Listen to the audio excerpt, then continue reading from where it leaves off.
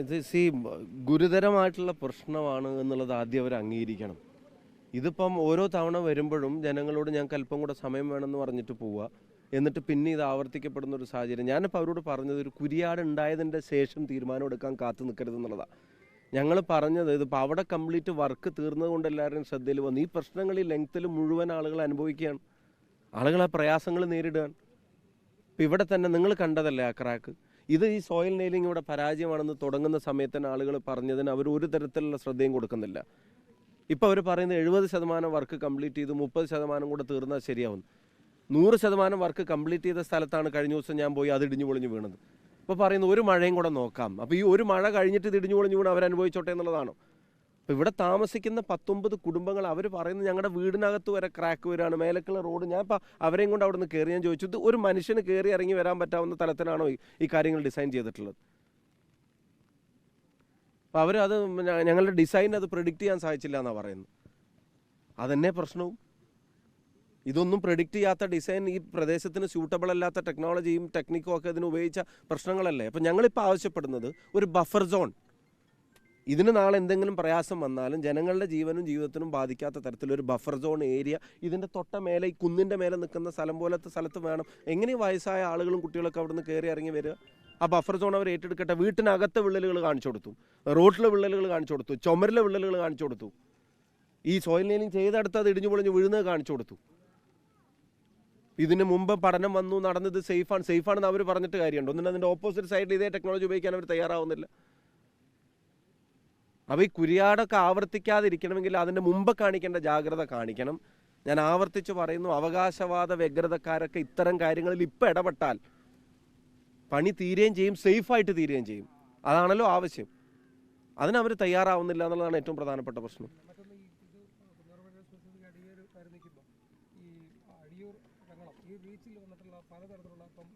മേൽപ്പാലങ്ങളിലുണ്ടായിട്ടുള്ള വിള്ളൽ, അതുപോലെ തന്നെ സർവീസ് റോഡുമായി ബന്ധപ്പെട്ട വിഷയത്ത് MP പാർലമെന്റിലടക്കം ഉന്നയിക്കുകയും കേന്ദ്രത്തിന് മറുപടി പറയുന്നതൊക്കെ കേട്ടിരുന്നു. ദേശീയവാദയുടെ സ്പിരിറ്റിന് പറ്റുന്ന രീതിയിലാണോ എന്ന് മന്ത്രിയൊക്കെ സന്ദേഹം പ്രകടിപ്പിക്കുന്നു. പക്ഷേ ഇപ്പോൾ ഈ കുരിയാട് സംഭവത്തിൻ്റെ പശ്ചാത്തലം ഇതെല്ലാം വീണ്ടും വരുമ്പോൾ ദേശീയവാദ ഡെവലപ്മെന്റ് മൊത്തത്തിൽ കുറച്ചധികം കാര്യങ്ങൾ ഇനി ഓഡിറ്റ് ചെയ്യപ്പെടാനും തിരുത്തപ്പെടാനുണ്ടെന്നാണ് ഉറപ്പായിട്ടുണ്ട്. ഇല്ലെങ്കിൽ അത് ജനങ്ങളുടെ ജീവനെ ബാധിക്കും, മൂലക്ഷയെ ബാധിക്കും.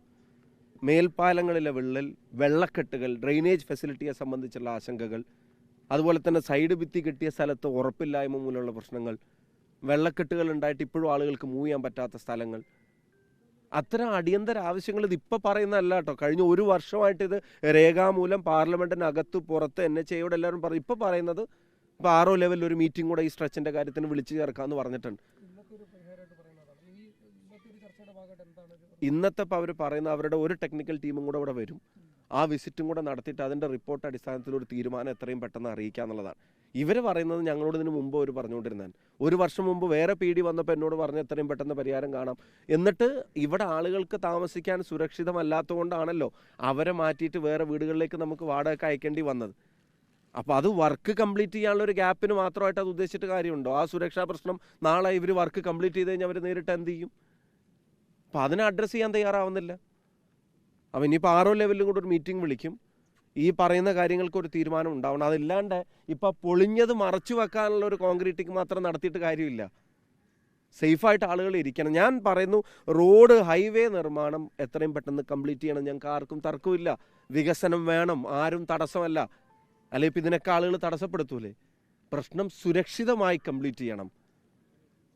അത് ജനങ്ങൾ പറയുന്നതിനകത്ത് എന്താ തെറ്റ് പറയാനുള്ളത്? അപ്പോൾ ആ ഇടിഞ്ഞു വീണ മണ്ണ് ആരുടെയും തലയിലോ വണ്ടിയിലോ വന്ന് വീണിട്ടുണ്ടെങ്കിൽ അവസ്ഥ എന്താ? ഇതിനി നാളെ വീഴൂലെന്ന് എന്താ ഉറപ്പ്? അത് സേഫാക്കി വെക്കണ്ടേ? ഇപ്പോൾ നാഷണൽ ഹൈവേ നിർമ്മാണത്തിലെ നിരന്തര പ്രശ്നങ്ങൾ അവഗണിക്കപ്പെടുകയാണ്. ആവർത്തിച്ച് പറഞ്ഞിട്ടും കൃത്യമായ സമയബന്ധിതമായിട്ടുള്ള പരിഹാരങ്ങൾ ഉണ്ടാവുന്നില്ല.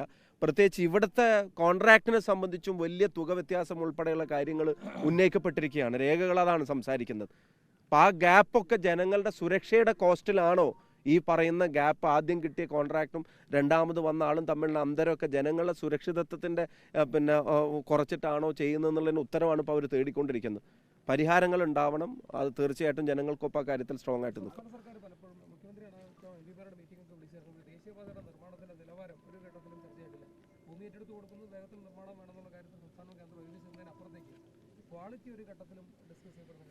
സേഫ്റ്റിയും ഡിസ്കസ് ചെയ്യപ്പെടുന്നില്ല.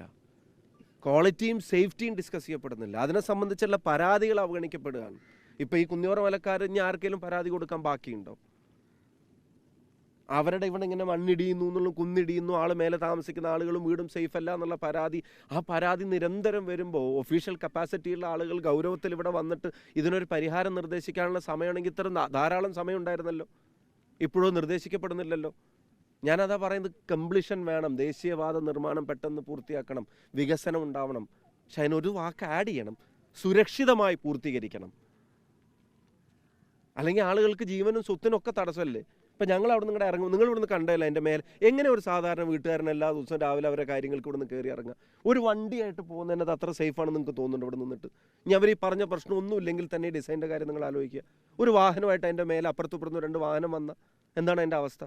ഇതിൻ്റെ ബദൽ റോഡിൻ്റെ അവസ്ഥ ഏതാണ്ട് ഇതുപോലെ തന്നെയല്ലേ? ആളുകൾക്ക് സേഫായിട്ട് അവനവൻ്റെ വീട്ടിലേക്കുള്ള ആക്സസ് അല്ലേ ചോദിക്കുന്നത്? അത് കൊടുക്കണ്ടേ? ഇതൊരു പൊളിറ്റിക്കൽ ഇഷ്യൂ അല്ലല്ലോ, ഇത് അവരുടെ സേഫ്റ്റിയുടെ പ്രശ്നമല്ല. അതിനെ പ്രോപ്പറായിട്ട് അഡ്രസ്സ് ചെയ്താൽ പോരെ, ടൈം ബൗണ്ടായിട്ട് തീരുമാനം എടുത്താൽ പോരെ. ഇത്തരം അപകടങ്ങളുള്ള സ്ഥലത്ത് വേണം. ഞാൻ ചോദിക്കുന്നത് ആ വൾണറബിൾ ഏരിയാസിൽ വേണം. അപ്പോൾ ഒന്നും വേണ്ട, ഇതേ ടെക്നോളജി ഈ റോഡിൻ്റെ ഈ വശത്ത് ഉപയോഗിക്കാൻ അവർക്ക് കോൺഫിഡൻസ് ഇല്ലാതെ പോയതിൻ്റെ അർത്ഥം എന്താ? ഇവിടെ പൊളിഞ്ഞു വീണതുകൊണ്ടല്ലേ? അപ്പോൾ അവിടെ അവർ പറയുന്നു അല്ലേ, അവിടെ അവരത് ഏറ്റെടുക്കുന്നതിനെ സംബന്ധിച്ച് ആലോചിക്കാമെന്ന് പറയുന്നു. അപ്പോൾ അത് ഇപ്പുറത്തേക്ക് ബാധകമല്ലേ? അതിന് പറയുന്ന 70% വർക്ക് തീർന്നില്ല, അതൊരു ന്യായമല്ല. 70% വർക്ക് തീർന്നിട്ട് അവിടുത്തെ ആളുകൾ സേഫ് അല്ലെങ്കിൽ അവരുടെ സേഫ്റ്റി ഉറപ്പുവരുത്താൻ എത്ര ശതമാനം വർക്ക് ചെയ്യണോ അത് ചെയ്യണം.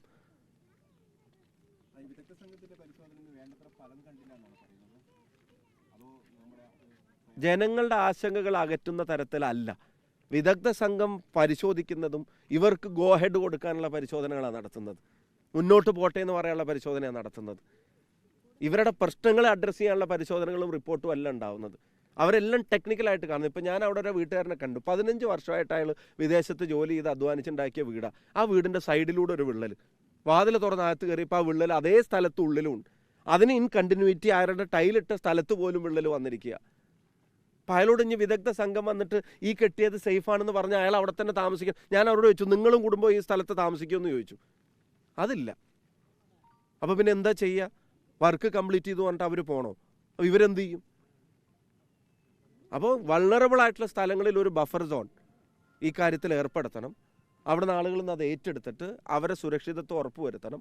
പിന്നെ കമ്പനിയും മറ്റ് സർക്കാരും സംവിധാനങ്ങളും ഒക്കെ അത്ര പിന്നെ ഇതിനെ സംബന്ധിച്ച് അവർക്ക് അത്ര ഉറപ്പുണ്ടെങ്കിൽ ആയിക്കോട്ടെ. പക്ഷെ ജനങ്ങൾ ജീവൻ വെച്ചിട്ട് പന്താടേണ്ട കാര്യമില്ലല്ലോ.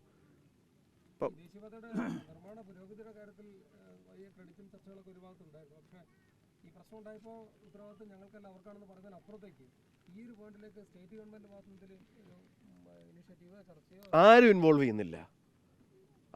ചെയ്യുന്നില്ല. നിരന്തരം ഇപ്പോൾ ഇവിടെ ജനപ്രതിനിധികൾ, ഇപ്പോൾ കട്ടിങ് അക്രോസ് പൊളിറ്റിക്സ്, എല്ലാ രാഷ്ട്രീയ പ്രസ്ഥാനങ്ങളിലെ ആളുകളും ചേർന്നിട്ടാണ് ഇവിടെ സമരം ചെയ്യുന്നത്. ഇത്തരം പ്രശ്നങ്ങളെ പ്രോപ്പറായിട്ട് അഡ്രസ്സ് ചെയ്ത് ഒരു പരിഹാരം കണ്ടെത്തി സുരക്ഷ ഉറപ്പുവരുത്താനുള്ള ഇടപെടൽ ഒരു ഗവൺമെൻറ്റിൻ്റെ ഭാഗത്തുണ്ടാവുന്നില്ല. ജനങ്ങൾ ആവശ്യപ്പെടുന്നുണ്ട്, ഇതിലിപ്പോൾ എല്ലാ രാഷ്ട്രീയക്കാരും ഉണ്ട്.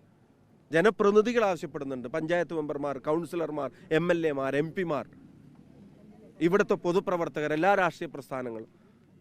അപ്പോൾ ഈ ഉദ്യോഗസ്ഥ തലത്തിൽ അവരെ കൊണ്ട് കൃത്യമായ നടപടിയെടുപ്പിക്കാനുള്ള ഇൻവോൾവ്മെൻറ്റ് ഉണ്ടാവുന്നില്ല.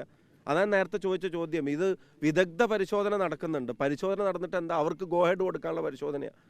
ഇപ്പോൾ ഒരു തവണ വന്ന് പരിശോധിച്ചു, ക്രാക്കൊക്കെ ഉണ്ടായിട്ട്, ഇനി വീണ്ടും അദ്ദേഹം വരുമെന്നാണ് പറയുന്നത്.